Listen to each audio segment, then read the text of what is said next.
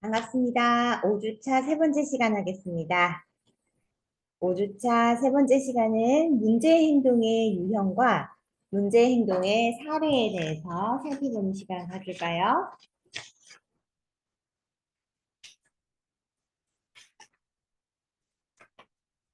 자, 문제 행동의 유형은 교재 161페이지부터 나와 있고요. 영역 교육기관 문제 행동의 사례는 저기 실제 페이지에 있는 부분을 다루도록 하겠습니다.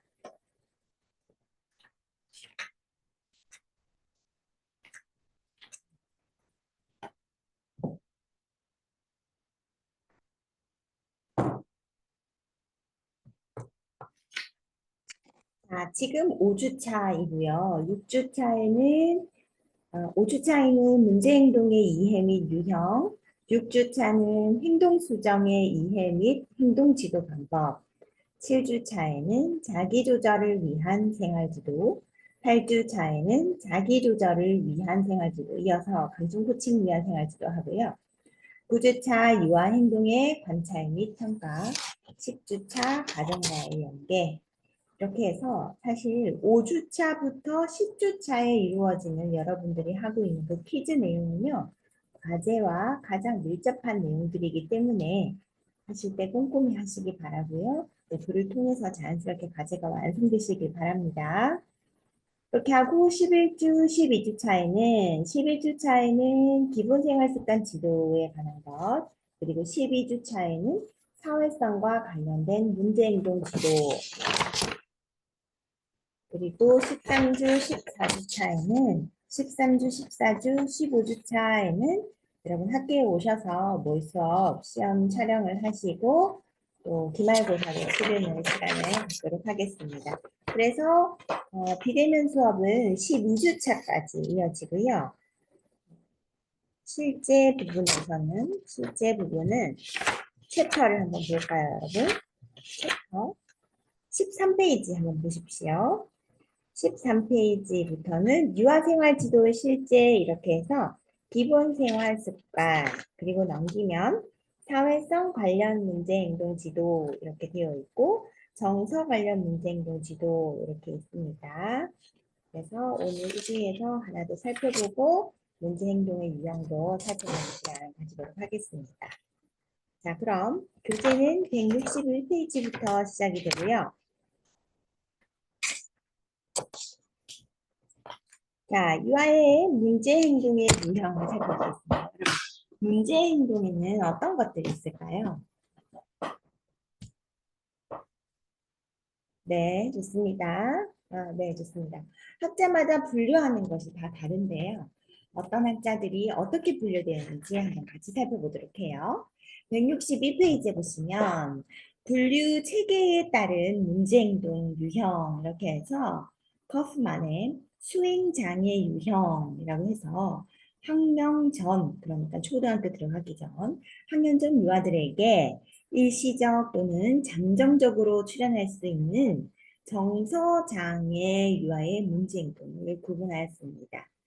수행장애 유형은 수행장애, 부적절하게 미성숙한 행동, 그리고 인격장애 세 가지로 나누었는데요. 이 커프만이 나눈 그 특성에 대해서 한번 살펴보도록 해요. 첫 번째는 수행장애입니다. 수행장애는 공격적이고 반사회적 행동을 하는 특성을 보이는데 아이들에게 공격적이고 아이들을 통제하려고 하고 친구들을 말하는 거예요. 친구들을 통제하려고 하고 또 소유권이나 규칙에 공격적이고요. 과도한 관심을 끌기를 하고요. 건방지고 불복종적, 부정적, 네. 건방지고까지는 좀 미호가 교사의 또 성인의 주관적인 해석이 아닐까 하는 생각이 들기도 하는데요. 그 다음 과잉 행동, 질투, 소유, 이기적, 말을 과도하게 하는 행동, 불화, 조소, 불신, 비난, 불신임, 불신임, 그리고 난폭한 언어, 저주, 욕 등 네, 이런 것들을 특성을 보이는 수행장애 유형을 하나 구분을 했고 그 다음 부적절하게 미성숙한 행동을 보이는 유형이라고 해서 그 특성은 와해적 무목적적 행동을 하는 건데 부주의, 과제 미완성, 잊기, 기억하지 못함, 지시에 따르지 않음, 과제 이해 결핍, 주의 산만, 동기 결여, 무감각적, 듣기 문제, 이해 어려움 이런 특성을 보이는 부적절하게 미성숙한 행동을 보이는 유형 그리고 인격 장애로서 불안, 철회의 행동 특성을 보이는데요. 까다로움, 지나치게 민감, 슬픔, 성마름, 자신감 결여, 실패를 두려워함, 감정을 적절히 표현하지 못함, 집단에 참여하기를 기피함, 새로운 상황 또는 어려운 일을 회피함. 이런 특성을 보이는 이렇게, 유아의 행동을 문제 행동이라고 해서 수행장애, 부적절하게 미성숙한 행동, 인격장애 이렇게 구분했습니다. 그리고 행동 특성에 따른 문제 행동을 구분한 것을 한번 볼 수 있는데요. 행동 특성에 따른 문제 행동을 구분할 때는 사회성과 관련되어 있는 문제라든지 정서와 관련된 문제 행동이든지 혹은 언어 및 인지장애 관련한 문제 행동인지 또 기본 생활 습관과 관련한 문제 행동인지에 따라서 살펴볼 수 있습니다. 먼저 사회성 관련 문제 행동입니다. 여러분 그 앞주차 퀴즈에서 여러분이 생각하는 유아의 문제 행동 그리고 그 상황은 어떻게 정리하셨습니까? 네, 아주 궁금하네요. 그렇다면 그 문제 행동은 어느 학자 그리고 어떤 분류 체계에 따른 문제 행동 유형에 속합니까?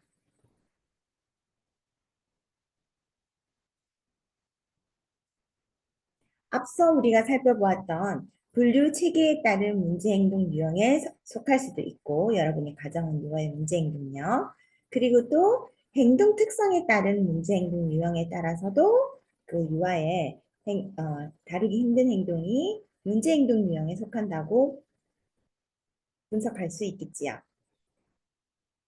유아는 성장해가면서 자신이 속한 사회가 바람직하게 여기는 가치관과 행동을 학습해 나가는데요. 유아는 사회화되는 과정에서 자신을 둘러싸고 있는 인적, 물적 환경들과 관계를 형성하고 그 사회의 규범과 규칙 및 기대되는 행동들에 대해서 학습하게 됩니다. 유아가 이러한 사회 가치관과 행동들을 학습하는데 어려움을 겪게 되면 가족, 친구, 이웃, 교육기관 내에서 사회적 관계 형성에 문제를 보이게 됩니다. 유아의 사회성과 관련된 문제 행동들은 다른 사람과 사회적인 관계를 형성하고자 하는 욕구가 부족한 비사회성 문제 행동과 사회의 규칙에서 벗어나 타인에게 피해를 주는 행동을 하게 되는 반사회성 문제 행동으로 나타날 수 있습니다.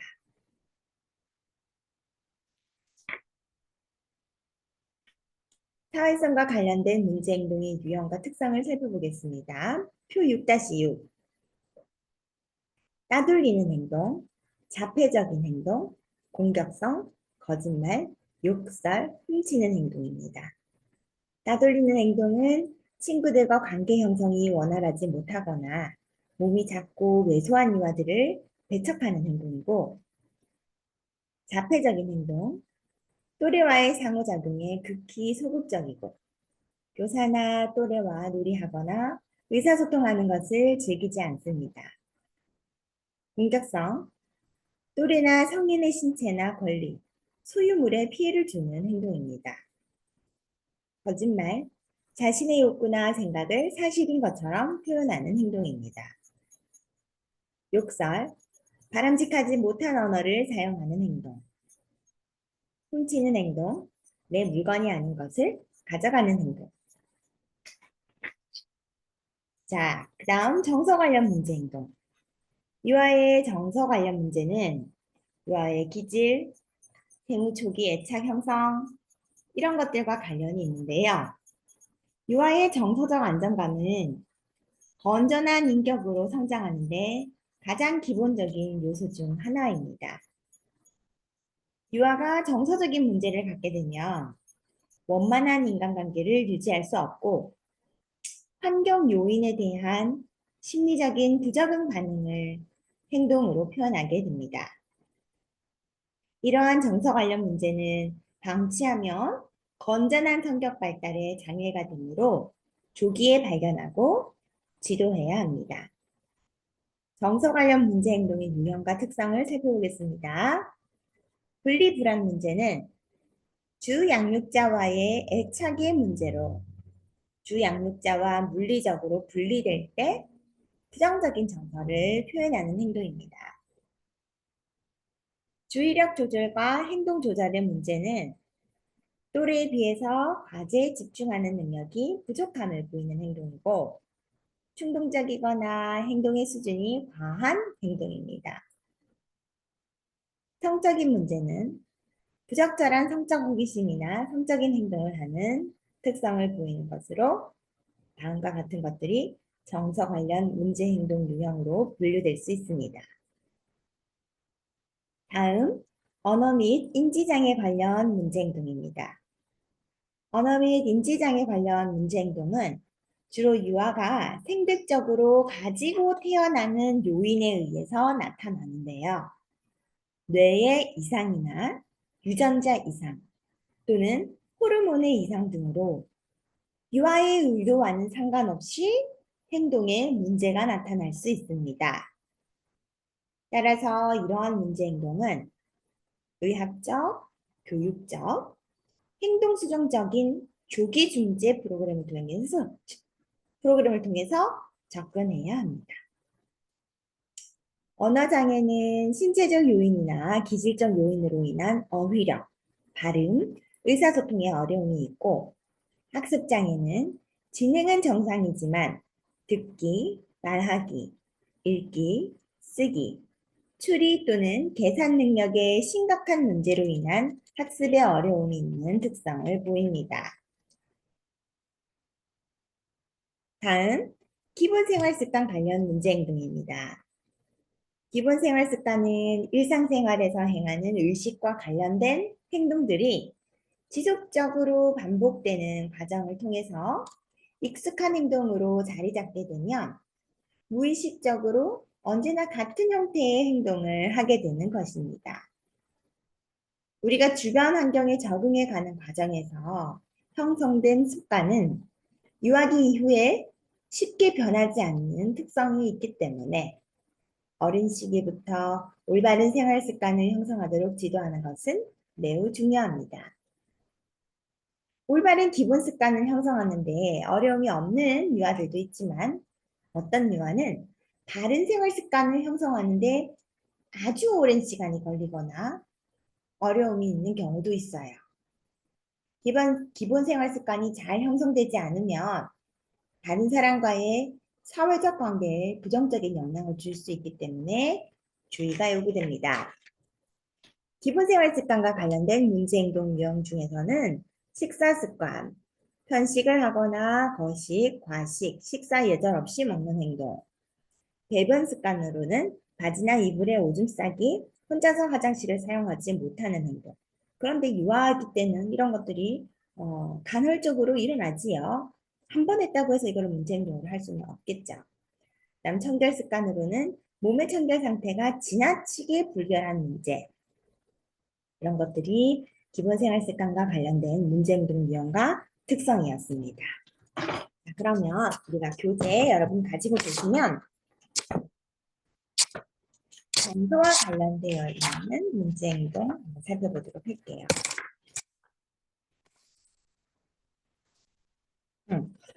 359페이지부터 읽고요.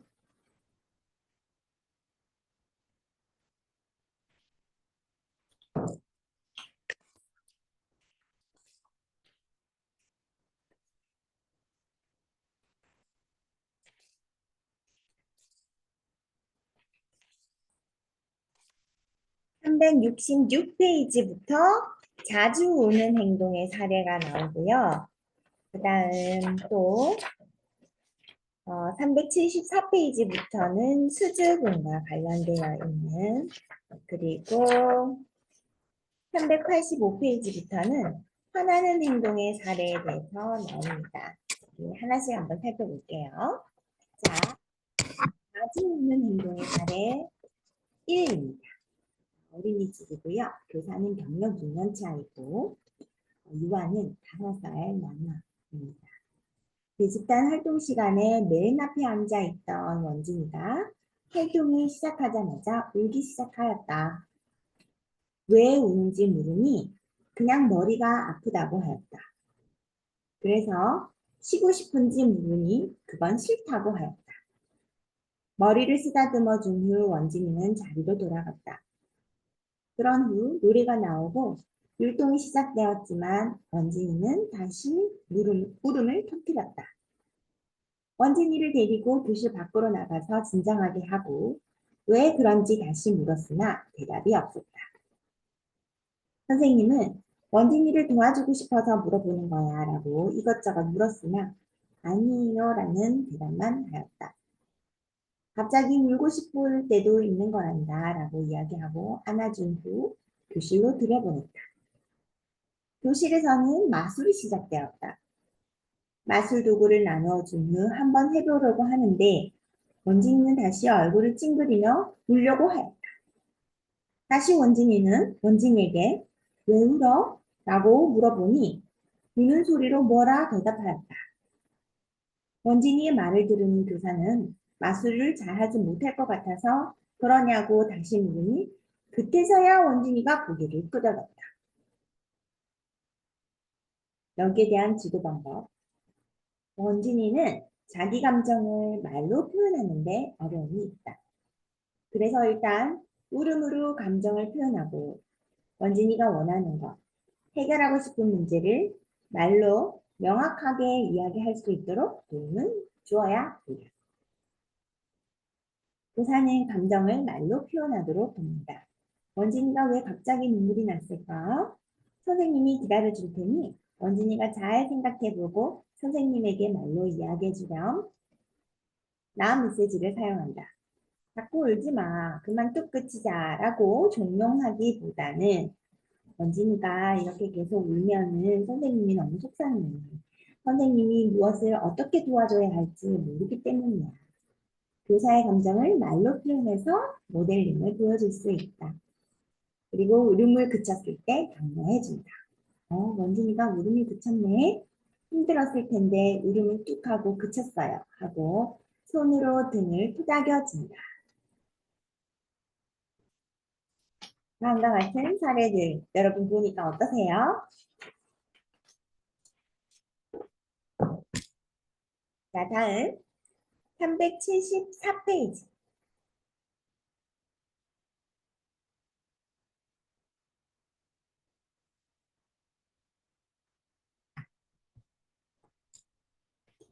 수줍음과 관련되어 있는 행동 사례, 정서 관련 문제입니다. 그런데 제가 보기에는 이것이 문제 행동일 수도 있고 아닐 수도 있겠다는 생각이 들어요. 네, 꼭 문제라고 해야 될까? 문제라고 정의 내리는 것은 우리가 다소 아주 조심해야 한다. 네, 그래서 적극적으로 권장하는 표현은 다루기 힘든 행동이라고 하면 어떨까 생각합니다. 여러분 아시겠죠? 문제 행동이라고 할까요? 아니요. 뭐라고 할까요? 다루기 힘든 행동이라고 합시다. 374페이지에 수줍음 행동과 관련된 사례입니다. 기관은 사립 유치원, 교사는 경력 2년차, 유아 5세 여아, 6명의 유아가 모여 프로젝트 주제에 대한 이야기를 나누고 있다. 한 명씩 모두 돌아가면서 주제와 관련된 이야기를 하다가 소람이 차례가 되었다. 소람이는 어색한 미소를 띠면서 몸을 뒤틀고 아무 말도 하지 않는다. 다른 유아들이 야, 김소람 빨리 이야기해봐 라고 다그친다. 소람이는 아무 말 하지 못하고 계속 몸을 비튼다. 참다 못한 지훈이가 야, 우리 지금 너 기다리고 있잖아. 빨리 말하라고 라고 말한다. 의사가 소람아, 소람이 이야기해볼까요? 하고 말을 해도 계속 어색한 미소만 띠고 말을 하지 않는다. 자, 여러분 어떠세요? 혹시 이전의 사례와 지금 사례와 같은 행동을 여러분 유아기 때 여러분도 하셨나요? 하셨을 수도 있죠. 그리고 친구들, 이렇게 행동하는 친구들을 본 적이 있나요? 본 적 있으시죠? 네, 그렇습니다. 그럼 여러분도 교사가 되었을 때 유아교실에서 다음과 같은 사례를 만날 수 있겠네요. 그렇다면 여러분은 이 사례에서 생활지도의 전략을 어떻게 세워야 될까? 지도 방법은 어떻게 했는지 한번 참고해 봅시다. 174페이지 지도 방법.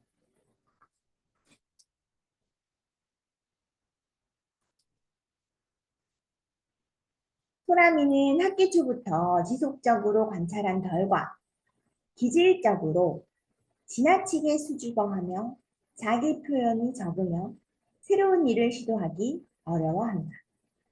특히 익숙하지 않은 상황에서 불편함이 있고 자기 자신이 집중받는 것을 부끄러워한다. 친구들과 떨어져 혼자 놀기보다는 조용히 친구들 옆에서 지켜보기 좋아하지만 자기 차례가 돼서 친구들 앞에서 이야기하는 것이 어렵다. 그래서 타고난 수줍음을 수용해 준다. 소람이 지금 친구들 앞에서 이야기하는 게 힘드니? 하고 묻고 유아가 긍정하면 그렇구나. 그럼 나중에 선생님께 살짝 이야기해 줄 수 있을까? 하고 묻는다. 말하라고 다그치는 것은 유아를 더 위축되게 할 수 있으므로 다른 유아들에게도 얘들아, 소람이가 지금 이야기하는 것이 조금 힘들지만 나중에 선생님에게 이야기할 수 있다고 하니 선생님이 듣고 이야기해 줄게요. 라고 말합니다. 그 다음 두 번째, 새로운 시도를 제안하되 유아가 압력으로 느끼지 않도록 하는 것. 유아가 새로운 활동을 시도해 보도록 제안하지만 유아에게 교사는 힘 있는 존재로 인식되기 때문에 교사의 제안이 강요로 느껴질 수 있음을 인식하고 조심스럽게 제안합니다. 이때 유아는 교사의 제안을 거절할 수 있음을 미리 알려줍니다.